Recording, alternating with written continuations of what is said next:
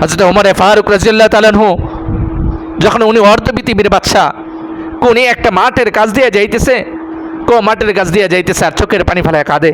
খাদেম জিজ্ঞাসা করতেছে, হে আমিরুল মুমিনিন, আপনি তো অর্ধ পৃথিবীর বাদশা, আপনি তো আমিরুল মুমিনিন, খলিফাতুল মুসলিমিন, আপনি প্রায় সময় মাঠের কাছে এসে চোখের পানি ফেলায় কাঁদেন। এখানে এমন কি স্মৃতি আছে, এখানে এমন কি আছে যে আপনি এখানে কাঁদেন? তখন ওই আমিরুল মুমিনিন উমর ফারুক রাদিয়াল্লাহু তাআলা বলতেছে, দেখো আমি তো একটা জাহিলিয়াতের যুগের মানুষ ছিলাম, আমি জাহিলিয়াতের যুগে একজন রাখাল ছিলাম। আমার বাবা আমাকে উটের পাল দিয়া, ছাগলের পাল দিয়া, পশুগুলা দিয়া বলেছে আমাকে এই মাঠে পাঠাইতো আমার বাবা। আমি উটের পাল আর ছাগলের পাল এই মাঠে চড়াইতাম, উটের পাল আর ছাগলের পাল নিয়ে মাঠে চলাফেরা করতাম। বলেছে প্রচণ্ড রৌদ্রের তাপের কারণে আমি রৌদ্রের তাপ থেকে বাঁচার জন্য উটের নিচে বসতাম, ছায়া পাওয়ার জন্য উটের নিচে বসতাম, আর উট আমার মাথার উপরে প্রস্রাব পায়খানা করে দিত।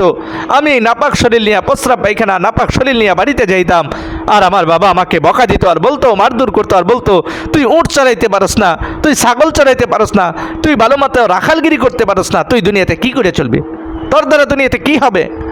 আমার বাবা আমাকে এই কথাগুলো বলতো। কিন্তু আজকে তো এই উমরের হাতের ইশারায় অর্ধ পৃথিবী চলে। আরে এই উমরের আঙ্গুলের ইশারায় অর্ধ পৃথিবী চলে। আজকে এই উমর অর্ধ পৃথিবীকে শাসন করতেছে।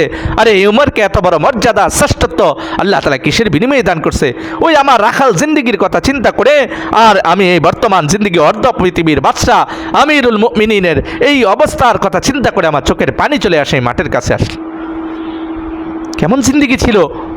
একটা রাখাল জিন্দিগি থেকে ইমানের মতো দৌলতকে গ্রহণ করার জন্য, ইমান ইসলামকে অর্জন করার কারণে আল্লাহ তাআলা এক রাখাল উমরকে আল্লাহ তাআলা অর্ধ পৃথিবীর বাদশা বানাইছে।